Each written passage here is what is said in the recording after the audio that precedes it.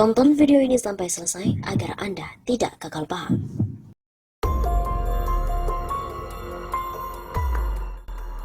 The Guardian soal Jokowi di periode kedua tak bisa diandalkan. Media asal Inggris, The Guardian, menulis editorial atau pandangannya soal periode kedua Presiden Joko Widodo. Dalam editorial yang diunggah pada hari Minggu 3 November itu, The Guardian berpendapat Jokowi benar-benar tak bisa diandalkan untuk membela hak-hak dasar warganya. The Guardian menulis tulisannya itu soal bagaimana Jokowi menyatakan periode kedua dan terakhirnya akan dijalani tanpa beban. Namun pertanyaannya, bagaimana kebebasan Jokowi untuk memerintah ini akan terlaksana? 5 tahun lalu dia dikenal secara luas sebagai Obamanya Indonesia. Naiknya Jokowi dilihat sebagai langkah maju bagi negara dengan penduduk terbesar keempat di dunia, sekaligus negara berpenduduk muslim terbesar di dunia. Bunyi editorial The Guardian. Kemenangan Indonesia atas era otoritarian Orde Baru dinilai penting sebagai model demokrasi bagi Asia dan juga negara-negara muslim. Latar belakang Jokowi yang sederhana dan bebas dari kroni Orde Baru mengantarkannya sebagai sosok yang dijagokan.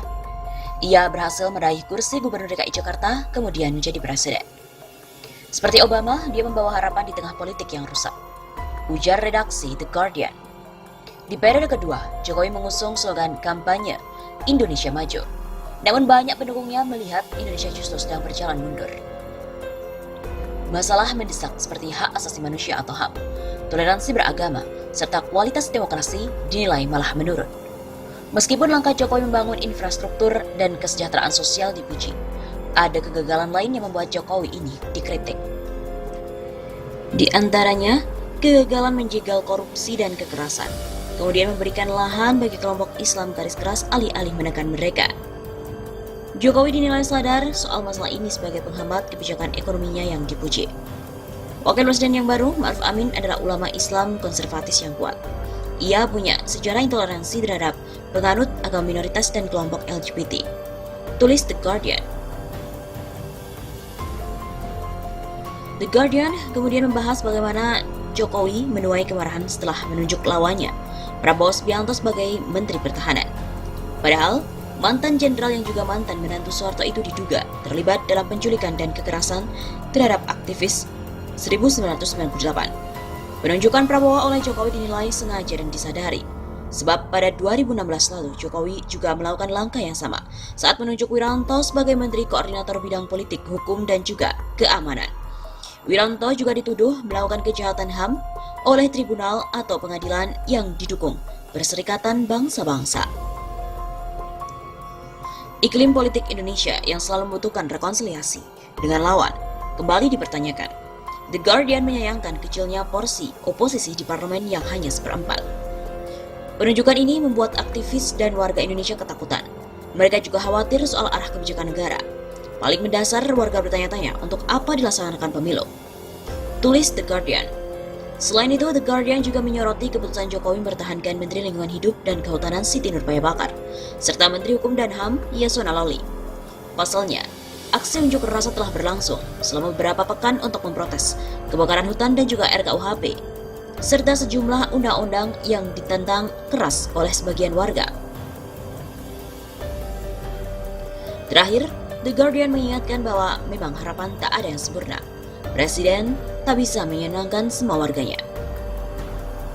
Tapi kini makin jelas bahwa ia tak bisa diandalkan untuk membela hak-hak dasar warganya. Jelas juga bagi warga tak seharusnya berharap seorang politikus bisa menjadi penyelamat. Tulis mereka. Tekanan untuk reformasi dan oposisi yang sebenarnya hanya bisa datang dari luar parlemen. Masyarakat sipil Indonesia butuh semua pertolongan yang ada.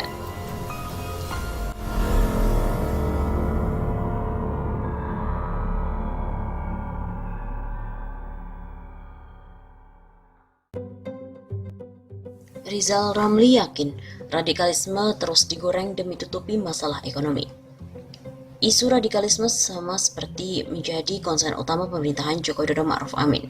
Sejumlah menteri bahkan dengan tegas menyebut bakal fokus bekerja untuk menangkal radikalisme. Salah satunya adalah Menteri Agama Fahrul Razi. Mantan Wakil Panglima TNI itu dengan tegas mengakui diberikan tugas oleh Presiden Jokowi untuk mencari terobosan dalam menangkal radikalisme. Bagi tokoh nasional, Dr. Rizal Ramli, Isu radikalisme yang didengungkan pemerintah bukan hal yang aneh. Menurutnya, isu ini akan terus dimainkan dalam setahun pemerintahan Joko Widodo Ma'ruf Amin. Setahun ke depan agaknya akan digoreng terus isu 3R, radikalisasi, radikulisasi, dan radikalisasi. Sindirnya dalam akun Twitter pribadi sesaat lalu, Minggu 27 Oktober. Menko Perekonomian era Presiden Abdurrahman Wahid itu mengaku telah mencium ada maksud lain dari pemerintah dengan terus mendengungkan isu tersebut. Di antaranya, untuk menutupi performa ekonomi yang kembali memburuk di tahun ini. Dari beberapa tahun lalu, pria yang akrab disapa RR itu sudah memprediksi bahwa ekonomi Indonesia bakal nyungsep tahun ini. Pertumbuhan ekonomi pun diprediksi tidak sampai 5%. Mantan Menko Kemaritiman itu menilai jurus monoton yang ditunjukkan Menteri Keuangan Sri Mulyani tidak bakal ampuh untuk mendongkrak ekonomi Indonesia.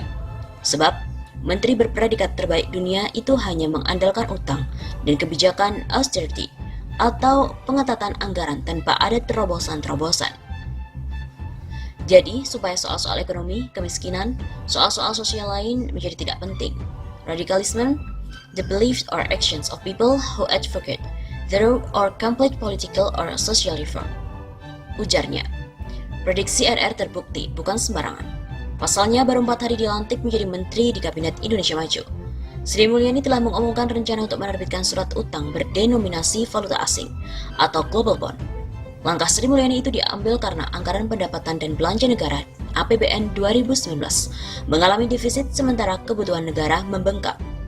Sri Mulyani menyatakan, rencana penerbitan surat utang disebabkan oleh defisit anggaran pendapatan dan belanja negara APBN 2019 sebesar 199,1 triliun rupiah atau 1,24% dari produk domestik bruto pada akhir 2019 di bulan Agustus.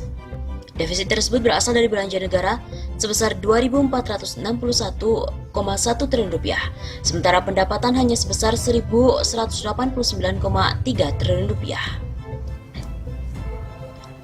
Tokoh Papua bilang isu radikalisme pun untuk menutupi masalah-masalah yang besar. Tokoh masyarakat Papua, Chris Wamena, mengingatkan agar pemerintah tidak melulu jualan isu radikalisme. Dirinya khawatir isu itu sengaja dimunculkan menutupi masalah yang jauh lebih besar. Dia mengatakan sejak pelantikan anggota Kabinet Indonesia Maju pada hari Rabu 23 Oktober lalu, hingga hari ini isu tersebut terus digulirkan. Bahkan, isu radikalisme dibicarakan oleh semua anggota kabinet. Seakan-akan radikalisme menjadi momok di negeri ini, padahal yang jadi momok adalah ekonomi yang hancur. Kata Chris Wamena melalui laman resminya pada hari Minggu 27 Oktober.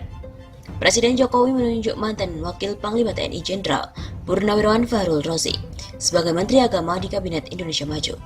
Ia meminta Fahrul Razi mengurus dan melakukan pencegahan radikalisme dalam jabatan barunya. Bapak Jenderal Fahrul Razi sebagai Menteri Agama, kata Jokowi saat mengumumkan susunan Menteri Kabinet sembari duduk di tangga Istana Negara pada hari Rabu 23 Oktober lalu. Fahrul Razi usai dilantik juga mengatakan bahwa ia sedang menyusun upaya-upaya untuk menangkal radikalisme di Indonesia. Ia pun mengklaim Jokowi memilihnya sebagai Menak lantaran dianggap mampu menghadapi radikalisme. Saya berpikir mungkin beliau membayangkan juga bahwa belakangan ini potensi-potensi radikalisme itu cukup kuat, sehingga beliau berpikir pasti Pak Fahrul mungkin punya terobosan-terobosan lah dalam kaitan untuk menangkal radikalisme ini, katanya.